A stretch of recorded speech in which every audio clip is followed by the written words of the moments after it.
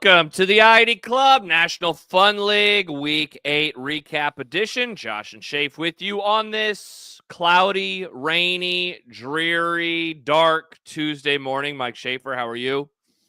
I am good. Did you stay up all the way till 1:50 in the morning?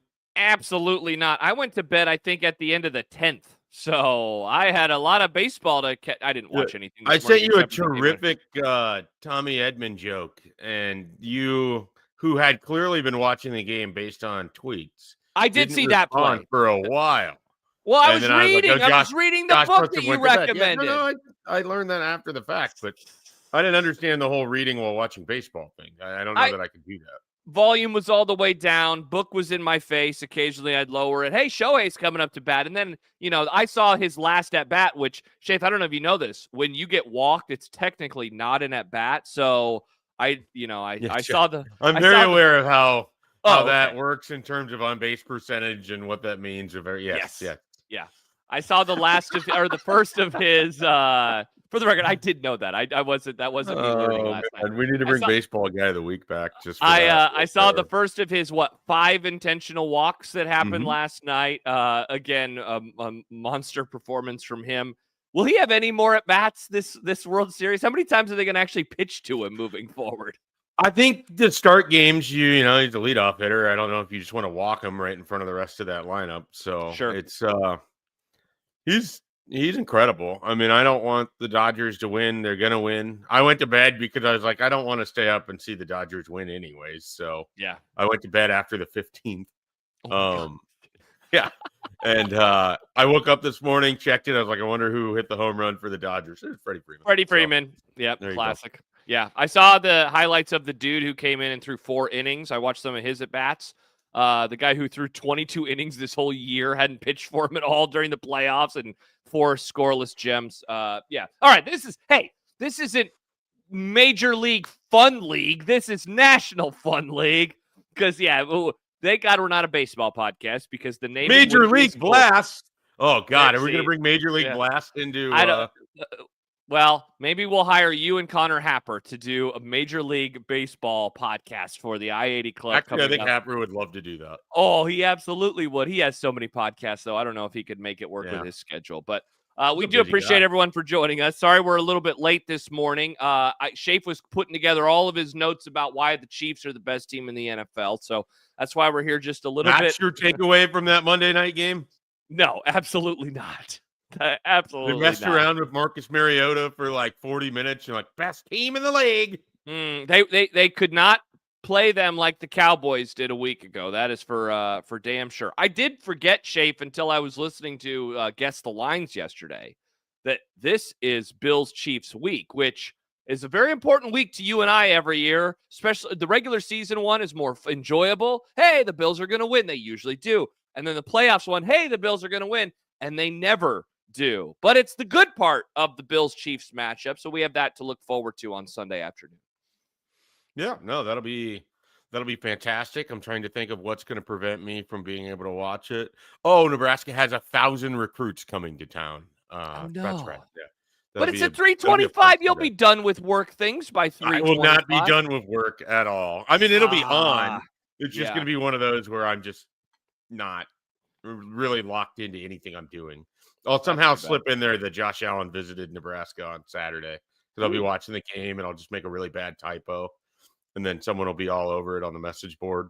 And then the next post will be Nate Gary handing Josh Allen the ball because that's all anybody really remembers.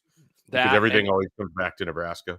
He did have, I had forgotten about this, Schaef, in the game that you're referencing from 2016. He had an insane throw that scored a touchdown. I'd forgotten about it until this summer. Do you remember this throw? He rolls to the right, if I remember it, and he chucks it to the back of the end zone, and it's like, whoa, that was a nice throw. I don't remember it. I will find it after the pod, and I will send it to you. It's insane. Now, he also was 2016, you said? 2016, yeah. Wow, the last time that Nebraska had this many wins at this portion of the season. Look at us, full circle. Wow. We have referenced baseball and college football, but very little NFL so far. Let's do it over the first 5 minutes. Schaef, what are your thoughts on the LA Kings? They seem to be rolling right now. And hockey? Are they? I know the Red Wings are doing well. Go Red Wings, baby. I have zero takes on Wings. Yeah, I'm a Red Wings guy. You know this. Schaef, we watched good portion. We watched all of the noon games together, which was glorious. Watched a little bit of the Cowboys-Broncos game, which you kept saying, this is going to go bad for you. This is going to go bad for you. And I think when you left, that was when it started going bad for me. I needed to stick around. Yeah, we had a Sunday night game where the Packers finally played like the team that they were built up to be before the regular season. And then you mentioned it, the bad game last night for Kansas City, though a very comfortable win for the Chiefs. What does stand out to you now as the as Week 8 has washed over us and is now in the rearview mirror?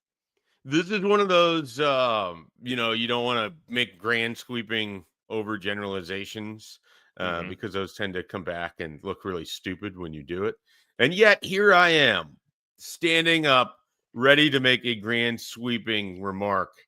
Give it to me. It feels like this was a separation Sunday of sorts where you kind of have a better feel for who the best teams are in the league. The 100%. Gap between sort of the bottom middle and the lower upper class, I guess, if you would. I don't know how else to phrase this. I think people understand what I'm trying to say. I know exactly what you mean. Kind of a nifty, like there's just a large gap. Like the Vikings and the Chargers represent that. Do I think the Chargers are a Super Bowl bound team? Hell no. But is Minnesota capable of playing a good game on the road against that team? Certainly not in a short week.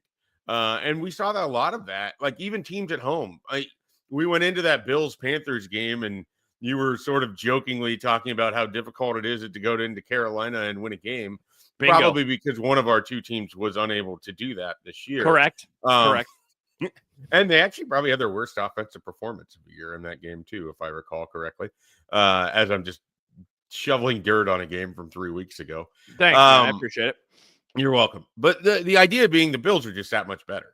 Yeah. The Ravens-Bears is a great example of this. I never stopped believing the Ravens would be a good team in the grand scheme of things. I know what their record is. I know how the season has started for them. They were out and out better than Chicago by a pretty substantial margin. Oh, yeah. With Snoop Huntley as their quarterback. Yes. And so I just think we have a far better indication of the good teams. And I think we're starting to see some of the best teams kind of separate themselves even from the good pack. I continue to feel, despite the fact that you don't want to believe in them, even though they probably just kicked your team's ass, I continue to think the Broncos are legitimately good. Stop it. I mean, you're good. Yes, good. But they are not what you are describing in terms of the upper crust. Okay, if they took on Kansas City, you're 100% taking the Chiefs, no doubt, no problem. You don't have any issue with it? Yes. Oh, yeah, for sure. Absolutely. Okay. Absolutely. All right. Well, it's not going to be Marcus Mariota. I know Bo Nix isn't very good. I don't know. I don't know where you're coming off like it's dumb to pick against the Chiefs right now. What are we doing? Well, they won by 21. They won the previous week by 31, and they beat the Lions by 13. Schaefer, what are we doing right now? Come on. Well, yeah, okay. You don't get a ton of credit for beating Marcus Mariota and Geno Smith in back-to-back weeks with horrible teams. Okay. Your team put up 50-some points on the Commanders? 44. It was quite and nice. The Chiefs were they at home last night? I was not paying attention to that game. Yeah, apparently. What's going on? Are you okay? You're not watching NFL on Sundays. You're not watching NFL on Mondays. That is not true. I clearly watch NFL on Sunday. I'm covering recruiting. I have jobs to do. I have work. I have to get paid. Come on. Tell BC to do it. Look, this is a paid endorsement for myself. Getting paid is nice. Yeah, I do like paychecks. I like getting money. Money is much better than attaboys and kudos. That's true. I had a teacher who gave us kudo candy bars back in the day, Schaef. That was okay. She rewarded our good work with kudo. She said kudo. Were they like snack sides? No, it was actually like the bar. So shout out to what was her name? What kind of candy was it? Chample something. It was a kudo, like M&M kudos, I think. Like it's a bar. Literally called kudos. The bars were called kudos. I think it was more of a. It wasn't like a true candy, but it was more of a granola situation. But there was M&Ms in like there. So drizzle on it or something. I kind of believe a little chocolate action. Yeah. Now this was 20 years ago. Surprise, God, 21 years ago when I was a We're sophomore old. in high school. Dude, we are Old. old. How Old. was I a sophomore in high school 21 years ago? Me being a sophomore can now drink. That's how long ago I was a sophomore. Good Lord. Good Was Lord. So yeah. sophomore you drinking? No, I'm going to stay away from drinking forever. I was like, can I get married and not have alcohol at my wedding? Like that was my mindset at the time, even though I didn't have a girlfriend. Wow. I was a Puritan. You wanted to get married as a sophomore and not have alcohol at the wedding. I think that was what was going on with my life. You're a Puritan. I like that. That's good. Yeah. So anyway, football. Surprising that you think that about the Broncos, but you know what's great, Schaef? We're going to see that matchup in 3 weeks. Yeah. 2.5 weeks, I guess, when they play in Denver. The Chiefs, by the way, they have a pretty massive month upcoming. They have the Bills in Buffalo. Well, they're finally kind of playing some teams again, right? They had the Lions in there, but they had a lot of just sort of, I'm not that excited to see them play these teams. Bingo. And like the Ravens matchup turned sideways so fast, though. They did do that against Lamar for a good chunk of it. But they get credit for that for sure. They got Bills, Broncos, Colts, Cowboys. And, like, the Cowboys is what it is. But the Colts game, man, like, you want to talk about some big-time matchups seeding-wise. This month for them, you know, maybe they don't go undefeated, but depending on the games and if they get the correct victories, I mean, certainly them and the Bills are in the same neighborhood in terms of wins. They beat the Bills on Sunday. Then they're like, oh my gosh, all we got to do is match them tit for tat the rest of the year. We're going to have the same record. Not so much the Colts, right? They're going to need a little bit of help because the Colts only have one loss right now. The Broncos, they beat them. You know, yeah, exactly. And so that's going to be tough. But and the team that they don't play, Schaefer, surprisingly, in terms of record, win-loss wise, and I'm curious as to what you make of this as a legit contender. But the New England Patriots schedule is very easy. Projected moving forward. They only have 2 losses. I am not going to buy into this until they are in the AFC Championship. Like I'm not going to allow myself to think that a second-year starting quarterback is going to be able to take that team on that type of run. But I mean, the AFC it's certainly not your slightly older brother's AFC in terms of what you're going to have to get through in the first round, the second round, you know, to even make it to the AFC Championship. So maybe I'm an idiot with them. Well, I don't know the second year thing makes that big of a difference. We've seen quarterbacks have a run like that. It's about what sort of surrounds you. We know they have a great coach in Mike Vrabel. Sure. They seem to be good, just as you would expect under Vrabel, at things like special teams and fundamental stuff. I know their kicker had some issues early in the year, but bounced back and was fine.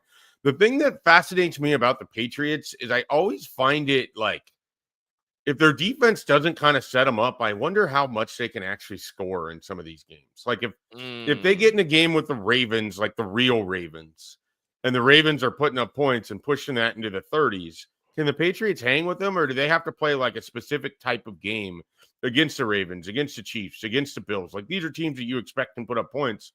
I understand that Drake May can do it against Cleveland when the defense sets them up for a couple short fields and it's Cleveland. Yeah. You know, when they beat Buffalo, a lot of it was that they took Josh Allen and kept him on the sidelines, and then they had some nice wins defensively. I question, you know, like how far they can actually go with them, because I think they're a lesser version of what the Broncos are. Like I think Drake May's been playing better than Bo Nix, certainly. I think Bo Nix is surrounded by much more talent offensively. I would agree. And I think the Broncos defense is still substantially better than the Patriots in terms of how they can set things up. Now, no Pat Surtain. That's going to make things a little bit difficult. He's going on the IR too, so he's out for at least 4 weeks with the pectoral. So that's kind of a big one. But yeah, I think the Pats are an easy playoff team at this point. I kind of had begrudgingly accepted that earlier in the year when you just looked at the schedule.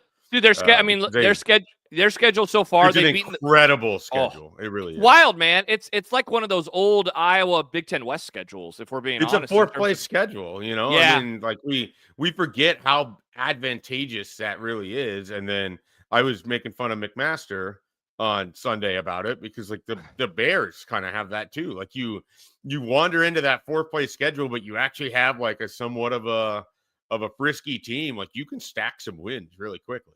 It's a fourth place schedule, and it's an NFC South and AFC North schedule, which in the year of our Lord 2025, surprisingly, the AFC North is where you want to be, especially because They're catching Cincinnati at the end of this month without Joe Burrow again. Though I guess the Joe Flacco experience has been a tiny bit frisky.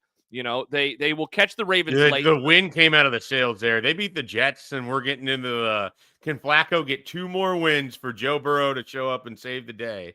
Which is kind of you and I had back in September, where it was like, can Jake Browning just keep this thing afloat long enough? The answer there was hell no. Absolutely not. Absolutely not. And so now it becomes Joe Flacco, and that loss to the Jets is going to be really tough to come back. Yeah. And so I mean, you look at the teams that they play. So the teams they've beaten beyond the Bills, Dolphins, Panthers, Saints, Titans, Browns. I mean, the who's who of garbage right now in the NFL. They lost to the Steelers and the Raiders, which is nuts. Like, there's a world, Schaefer. This is an undefeated football team, but they blew those games, the week 1 against the Raiders and then the 5 turnover game against Pittsburgh. But they still have the Jets twice. They have the Dolphins again. They have the Giants without Cam Scatterbo.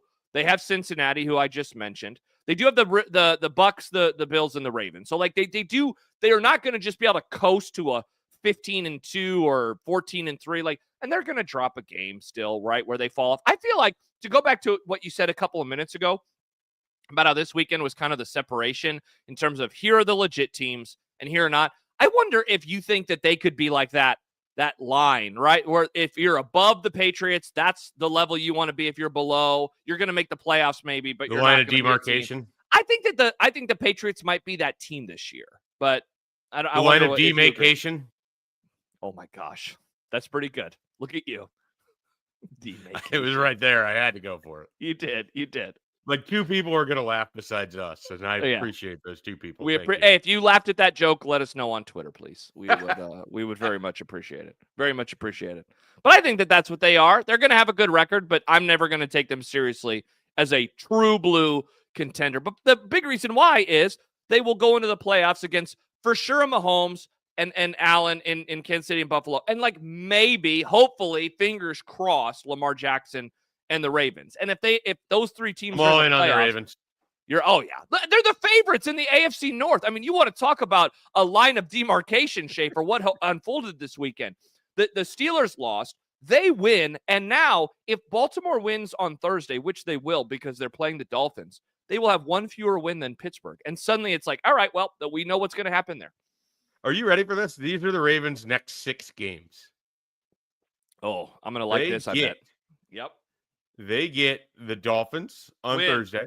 They get the Vikings after a mini bye week where you play the Thursday game and then they play the 9th. The Vikings are playing the Lions and the Ravens back-to-back. That's going to be a fun 2 weeks for me. Yeah. Hey, you got to work. Okay. You got to write about recruiting.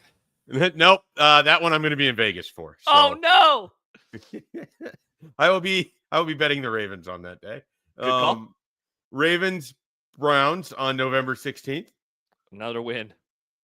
The best team in there is somehow the Vikings. Ravens, Jets, November 23rd. And then I believe this is the Peacock Thursday night special of Thanksgiving. It is going to be Ravens versus Bengals.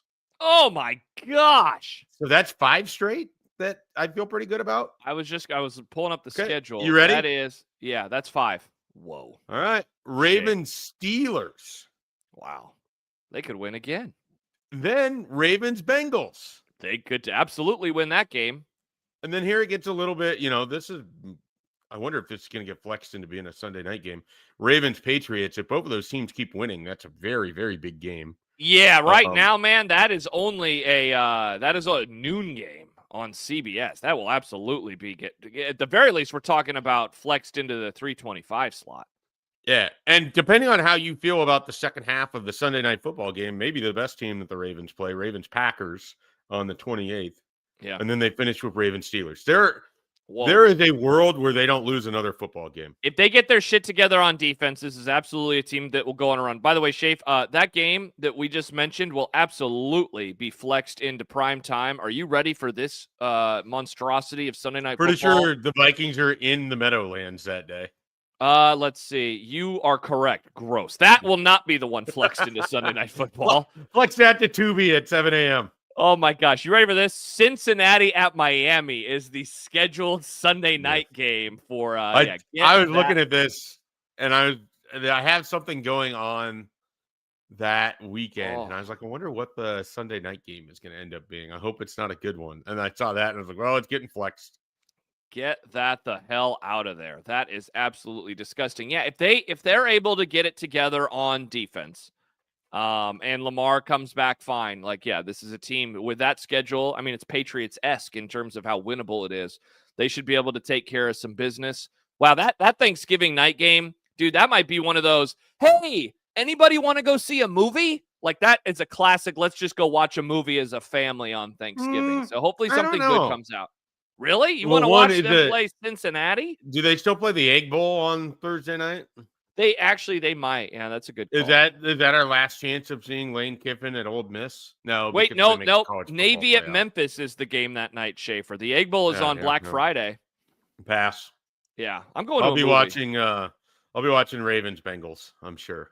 All right, I'm gonna ask my dad if he wants to go see a movie after the Cowboys. You don't want to watch Joe Flacco versus his old team in a huge game for AFC North supremacy? We always see movies. We always have. It's been a tradition of ours to go see movies as a family on Thanksgiving over the years. Okay. What's the best movie you've seen on Thanksgiving?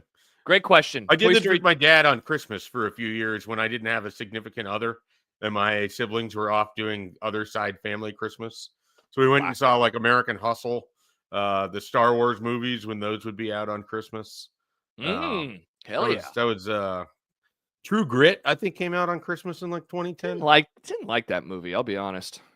Wasn't a huge True Grit fan. Yeah. We were rewatched it for Movie Club. No, maybe we did the original one. No, maybe we did both. Didn't like either of them, if I'm being honest. Not a big John. I was on with you. Either. Oh, that's right. We did, because we talked about Taylor Sheridan. We did the remake. Yeah. We did the Congrats to Taylor Sheridan on getting paid, by the way, by NBC Universal. Sorry that he's leaving your parent company, Mike. I don't make decisions. Toy Story 2, by the way, I think might be my answer. Toy Story 2. Oh, back in the late 90s. Yeah, I think that might be the one. I mean, we saw Santa Claus 2, I believe, was one of them. What was the one a few years ago with Adam Driver, where they were the clothing company? Didn't really like that movie. Was pretty disappointed by it, if we're being honest. They designed clothes. What was that movie? Adam Driver clothes movie. What a weird search. House of Gucci. Oh, yeah. Wasn't very good. Movie. I watched it on like Prime when it came to Prime. Yeah, wasn't a huge fan. Wasn't a huge fan. So yeah, I might be. Gaga didn't get you going. No, might be a movie night for the Peterson household. What? Hey, you mentioned the Packers as we go back to the NFL. What do we think about them? You know me, I'm in a fetal position with the Green Bay Packers right now, and I would say, Schaef, watching them on Sunday, and Micah Parsons yet again impacting the football game. I'm worried. You know, I hated the NFL last year. I'm worried that I might hate it more as this season unfolds, because Dallas has zero defense. It's very upsetting, and the Packers are good, and Micah Parsons is obviously affecting the game like he would, because that's what Micah Parsons does. I'm holding out hope, Schaef, that it gets so cold in January that maybe he sucks a little bit because it's cold. That's where I'm at right now in terms of hopes and prayers with the Green Bay Packers, but I don't like what I'm seeing. Talk me out of it. I know you will. I think that we'll know a lot more about them, by the time we get to December. They really have had a pretty fortuitous run schedule-wise. And it's allowed them to kind of play through, like, they were terrible against the Bengals and the Cardinals. They still won those games. They weren't good in the first half against the Steelers, still won that game. But they're going to get the Eagles on Monday Night Football here on November 10th. They're going to get the Lions on Thanksgiving Day. Let's go. They are going to get the Broncos at Mile High on December 14th, and they get the Ravens at the end of the year. Wow. In there, they get the Bears twice. So, frisky. I don't think Minnesota can beat them because I don't think they have a quarterback. And at this point, I kind of think Minnesota's heading into like a 5-12 year. But the Bears could be. So I don't think we know what the Packers are yet. They've stacked a bunch of wins against subpar teams for the most part. And then this is probably their best win since the Lions win to start the year. And you don't get to take that away because it's week 1, but you also kind of are like, yeah, it's week 1. So, I think the Lions are a much better version of themselves now than they were at that point. And I don't know if the same is true for the Packers. I know Jordan Love had a tremendous game. I would also just point out the Steelers are not a good football team. So. No, And you know what? You said something there that gets an idea in my mind, and that is, as we have gone over all of these teams and who they have and who they haven't played, it is a great reminder that this season to this point has really been front-loaded with a lot of, like, bad matchups. Now, that's not always on purpose, right? Like, who knew that some of the things would happen in weeks, 1 through 8? But gosh, like, you're right. Like, the Packers have not really played a who's who. You could say that about a lot of these teams, though, that we're talking about right now. Well, I think some of it is, if you don't play any NFC West teams, for sure, you're not playing some of the better teams in the NFC, so it's kind of because of that you sort of avoid having, and they don't play the Bucks, so they don't, other than playing the Lions and the Eagles, they don't really play good teams in the NFC. So then their matchups have to be from the AFC, where they're getting the Ravens because they get the AFC North, and then they're getting the Broncos because that's their 17th game or whatever. Mm-hmm. Yeah, you're right. And I'm looking at it right now. A lot of it is just that. Yeah, the NFC West this year is playing the AFC South. So you get one good team in there. You get the Colts. And they're also playing it looks like the NFC South. Yeah, the NFC South. And so you get what? The Bucks. You get one good team and maybe a half good team, depending on which version of the Falcons show up. So maybe the West isn't that good, and they're just stacking a bunch of wins because they're playing the AFC South. Yeah, it's a really interesting point when you look at those schedules. You're right, though. Like, a lot of the teams, the Colts have been such a surprise, but because they're in the NFC or the AFC South, like, all right, that's a bunch of tomato cans right away. And then you look at, like, now they're going to get these NFC West teams. They have both the Seahawks and the 49ers in December, in back-to-back weeks, by the way. They play the Chiefs. They play the Chiefs in a few weeks, which should be really, really fun. And, I mean, they win that one. They're really throwing the gauntlet down of, hey, we're the best team in the AFC. Or at the very least, they win that game, they're probably looking at a 1 seed, barring a collapse at the end of the season. I know no one votes for running backs to be the best player in the league or the MVP or whatever, but it'd be hard-pressed for me to say that someone deserves it over Jonathan Taylor right now. Yeah. I mean, he's the most dangerous guy in the league, right? Like, to me, that should be what the award is. It's the guy that you're probably least excited about having to try to slow down. And I don't know that anybody's been better than Jonathan Taylor this year. Last MVP that was a running back was your guy, if I remember right, back in 2012, coming off the ACL injury, Adrian Peterson. I mean, yeah, he is that dude, and what he has done. I mean, Daniel Jones has played great this year, but to have that type of a safety blanket that you can hand the ball off to, I mean, it's such a game changer. And, like, he already has 14 touchdowns. I don't think the Vikings have 14 touchdowns as a team. And I'm not joking. No, I sadly I know you're not, because I watched them, but it was still funny to me. But I just want to be clear, like, that's not supposed to be funny. And here's the thing. So it had the cadence of a joke. Here's the thing, too. Right now, they're the 1 seed. And so, like, if they ultimately land there, they'd have games indoors. But even if they have to travel, running travels. And being able to run the football with that offensive line and that play caller, that would travel, whether it's into Buffalo or into Kansas City. They will not travel to Baltimore. I mean, they can run on Buffalo and they can run on the Ravens. There's no question about that. I don't know if they can run on the Patriots. I don't know if they can run on the Chiefs. Yeah. The Chiefs, I don't know what to think of the Chiefs defense, because there's times where I think it has really bounced all the way back. And then there's other times where it's like, well, yeah, but, like, aren't they still a little bit gettable relative to what they were? I can't shake that Jags game. That's part of it for me. I can't make that game go away. Hey, no one should be able to expect to enter Jacksonville and come away victorious. I mean, we've been saying that since the Mark Brunell days of the late 90s. Remember that John Elway team, yeah. Remember that the Jacksonville team, Schaef, that went 14-2 in the regular season, only had lost to Tennessee, and then they played Tennessee in the playoffs and they lost to them again. Like, is that the most heartbreaking, not talked about season of all time in the NFL? It might be. No one ever talks about the poor Jaguar fans who were like, this is awesome, we're the best team ever, but we lost to the Titans 3 times in the same season. Yeah, I mean, it's hard to. They lost them 3 times in the same year. They lost it. So this is in 1999. This team is wild, especially. I'm going to read you the score of their. I know that's the year the Titans went to the Super Bowl because it's a Frank Wycheck. The Titans were great that year. Titans were awesome that year. So check this out. They went 14-2 in the regular season. They opened the year with a 41-3 win over the 49ers. They lost to Tennessee 20-19 in week 3. Then they ripped through the rest of their schedule. I mean, they kicked the crap out of some teams. They played the Titans in week 16. They lost 41-14. They beat Cincinnati in week 17 to finish 14-2. Then in the playoffs, they played, and I think this might be Dan Marino's last ever football game. Yes, it was. Dan Marino's last football game. Jaguars won 62-7. And so they're rolling. But then they have to play Tennessee, and the Titans beat them 33-14. Like, what the hell, man? Those poor Jacksonville fans. It's Steve McNair and Eddie George. Javon Curse was a rookie that year. That was an awesome Titans team. Kevin Dyson. That's my favorite. That's still my favorite Super Bowl. Great Super Bowl. The way that it came down to the last play and everything else. Isaac Bruce. Yeah, that was a great Super Bowl. That was a great Super Bowl. Congrats to the Rams of 1999 on winning the Super Bowl.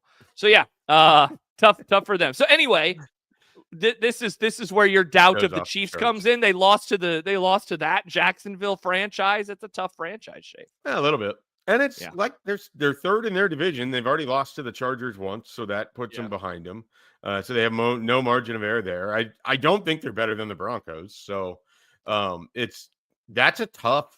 And that's not to say, like, look, I don't think it matters where the Chiefs end up playoff seeding wise because they don't give a shit. They're still the team you're least excited about having to play in January.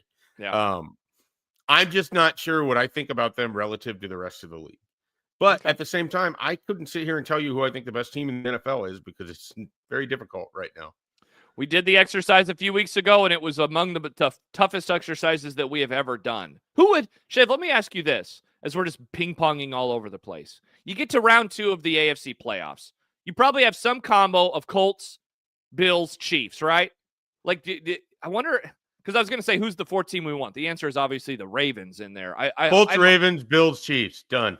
God, that'd be pretty tight. What do you want? Colts, Ravens would be a great playoff matchup for all the sort of reasons that exist between those cities. And then Bills, Chiefs, because I think we have to have the Bills get by the Chiefs in the playoffs for the Bills to fulfill their ultimate destiny. Yeah, absolutely. And you'd rather have that in the divisional round than in the conference championship round? Or I'll take it anywhere I can get it. But I'm just saying, like, if I'm picking those 4 teams, that's how I'm divvying up the matchups right now. I wonder how America will feel if the Colts are able to sneak their way into the AFC Championship game, where it's Colts versus one of those 3 teams. And we're like, whoa, the Colts are a game away from the Super Bowl?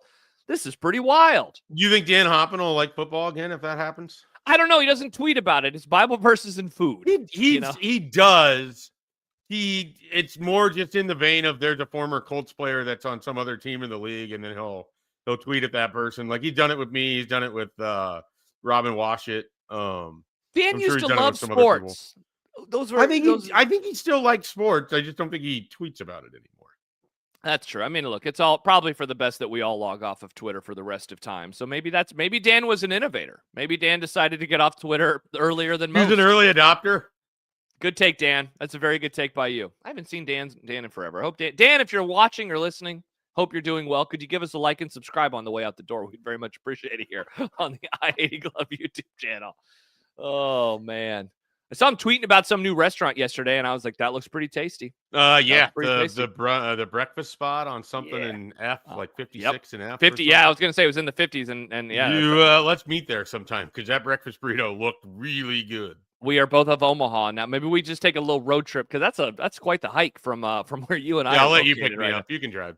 All right, perfect. I'm looking forward to it. If those 4 teams are who you want in the AFC, now you have to put aside a little bit of bias because we'd probably need the Packers in the Final 4, right? To make it. Saints, Cardinals, Vikings. Yeah, can I get a Cowboys, Saints, Cards, and Giants? That sounds like Dallas would still find a way to lose. It would be absolute hell for me. Oh no, absolute hell for me.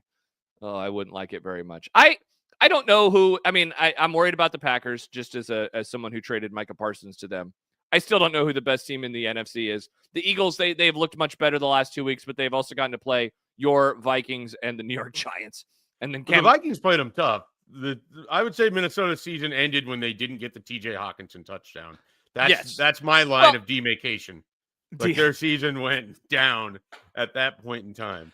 Well, the other thing, too, is that the tush push, which continues to be officiated in a horrific way, this time in a new horrific way, Jalen Hurts reaching, they steal the ball away, and they're like, nah, we blew the whistle. No, you did blow the whistle. What are you doing?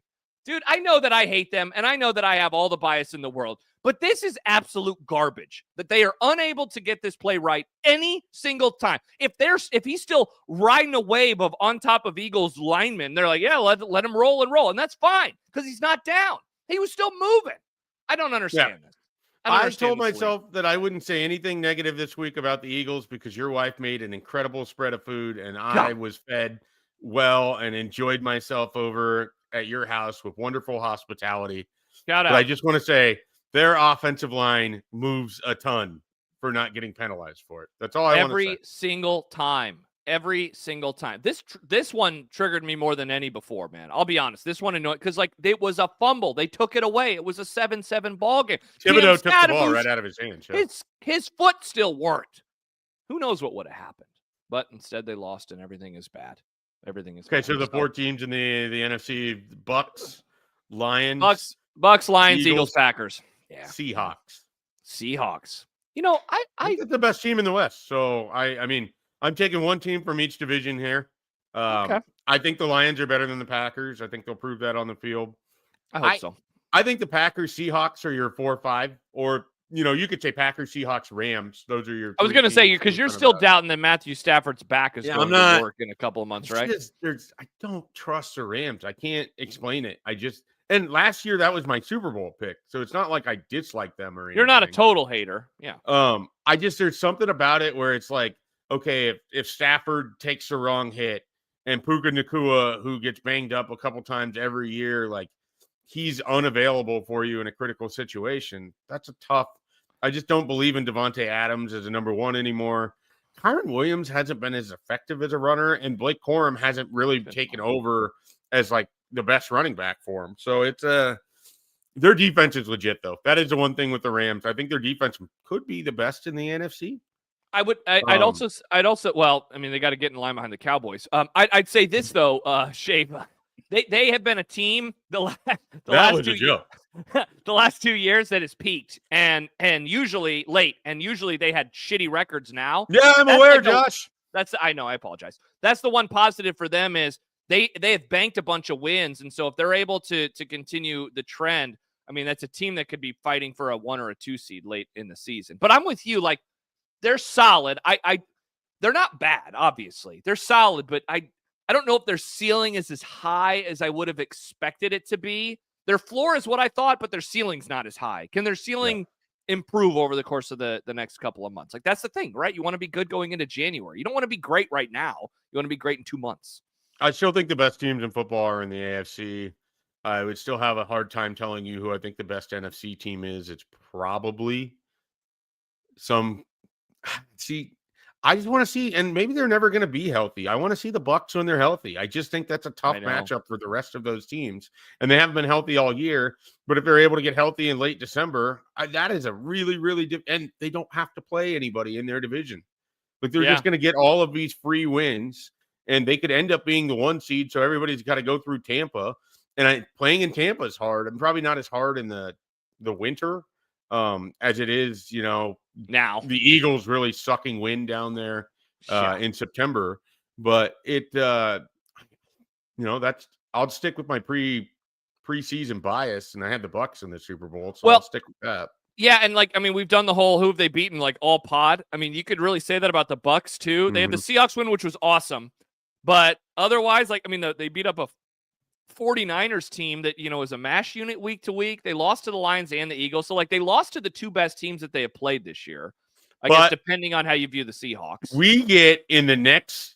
I know not this weekend, but the next 3 games. This is awesome. Yeah, they're next November. Patriots, November rocks. Bucks, Bills, Bucks, Rams. I mean, we're gonna. Hey, any question you have about them now? Let's see how healthy they are. We're gonna get a lot of answers over the course of the next 3 weeks. Either you are going to be proven very right, and you'll be feeling good about your Super Bowl pick, or they go 1-2 or 0-3, and we're saying, all right, well, at least the first half of the season was fun. And they'll be a fun team, but they're not going to be a Super Bowl contender. And they have, so even if they go 1-2 in that stretch, their final 6 games are Cardinals, Saints, Falcons, Panthers, Dolphins, Panthers. That's at least 5-1. So, I mean, if they go 2-1 in that stretch against the Patriots, because they're not going to sweep it, that'd be hard. If you go 2-1 in that stretch, that would be impressive too. So, yeah. This is nice, man. Like coming off of this horrible weekend where every game essentially, except for Jets Bengals of all games, was bad. You know, I was listening to Bill and Sal yesterday. Like almost all the favorites covered, so you had just like insane margins of victory. I think. I mean, November has a lot of games with contenders, which is awesome. You know, we're going to see, you mentioned Eagles Packers earlier. You just mentioned all these Bucks games. We're getting Bills Chiefs, which is always a blockbuster matchup every single season. It always is a one-score game. The Ravens, you know, they're playing a bunch of shitty teams, and then their December is going to feature some games against some interesting foes. It's nice. It's going to be nice to see some of these games over the course. I like nice. I like these types of games. All right. Well, I'm happy we didn't talk about our teams because they suck. And I think we're done talking about the Cowboys. Remember last year, every time we did this pod, we were talking about your team and their crazy winning streak. And I was just like, yeah, the Cowboys are bad. Well, winning 14 games, a lot more fun than starting J.J. McCarthy against the Lions this upcoming Sunday. I did just see this tweet. John Machota, who covers the Cowboys for The Athletic, quoting Jerry Jones on 105.3 The Fan. He does a weekly hit. That's a very normal thing for an owner to do. It's not as bad as it looks, but it also has a lot of room for improvement for us to be where we want to be on defense. I disrespectfully disagree with you, Jerry Jones, you idiot. It is as bad as it looks. Those guys are wide open, Schaef. It's like watching a high school. It's like watching one of those high school football games in Nebraska that's canceled every week because the team says we're not going to play this football game. I mean, they ran a very high school concept of post and corner, and watching the Cowboys safety bite incredibly hard on the corner and just leaving the post. It couldn't have been more like you could have made that throw, assuming that the protection had held up. I don't even know how far you can throw a football, but I think you could get it 25 yards. That's how open a duck maybe that touchdown was. Yeah, I don't know how far. I haven't thrown a football in so long. I feel like I would hurt myself, but you know, I'll see. Maybe I should try that. That's a fun challenge. How far can you throw a football challenge? You should do some kind of bet with John or Nick, probably John though. And then the loser has to be filmed doing a punt, pass, and kick contest. Ooh, wow. I have never been good at kicking, even though my dad was a high school kicker. I don't think I'm good at punting, even though my dad was a high school punter. I don't know that that's necessarily the hereditary thing that passes down. I wish it would have been. I could have been in the pros. Schaef, I could have, instead of doing a pod with you, I could have been a kicker. You could have done the pod with me as a kicker because specialists are people too. That's, gosh, though, if I'm a kicker, are we even friends? Who knows? Probably not. Schaef, you wouldn't have had delicious food on Sunday. This is not a world I want to live in. Yeah. This is not a world I want to live. I'm happy that I'm not in the NFL. I'm happy I'm doing this podcast with you. Yep. I'm glad that you're in Omaha with your big dreams of getting to the market like Wichita to be the sports guy down there. Dare to dream, Schaef. Dare to dream. No matter what happens with my career, this podcast will never die. That is National Fun League. That is the Week 8 edition. We are halfway through the regular season. Well, 1 week away from being halfway through the regular season. We'll recap it all next week. We'll talk Bills Chiefs. We'll find out how many games Schaef actually got to watch as he was riding and gallivanting around Omaha, because Nebraska is hosting a big recruiting weekend, plus the Sunday side sessions with me on Sunday morning. Looking forward to doing that one. By the way, speaking of that, Schaef, because of that and because Jack Mitchell and I will be doing our recap pod of Nebraska and USC, no before the witching hour, which you didn't even know what that meant on Sunday. We had to teach you about the witching hour. I'm not a red zone guy. You were like, what is this? What is the witching hour? What are you talking about? Because it's 2 o'clock? No idea. Are there witches? Is it because of Halloween?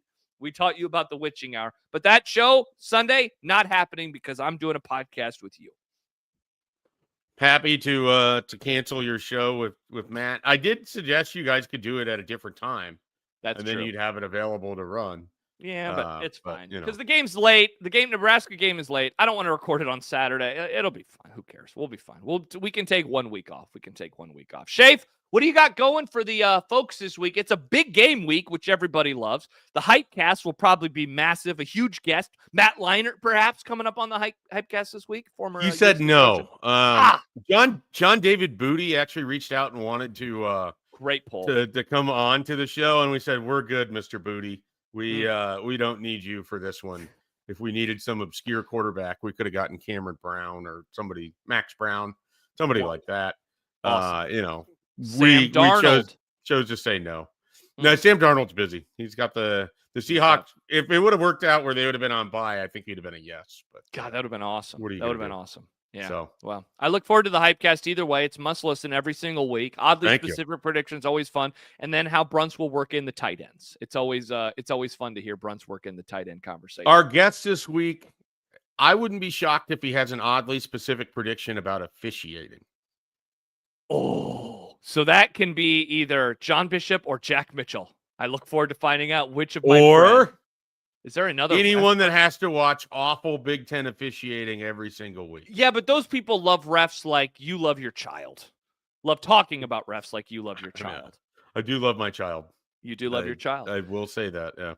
All right, check out the podcast. They do daily podcasts as well when Mike Schaefer's internet is working over at the Husker 24/7 podcast feed and YouTube channel. And Schaef joins us each and every week. Subscribe to 24/7 Sports. Remember, once you get past the free trial, you get Paramount Plus. So you get access to all sorts of great shows and movies. All the Mission Impossibles are there if you want to watch some of those.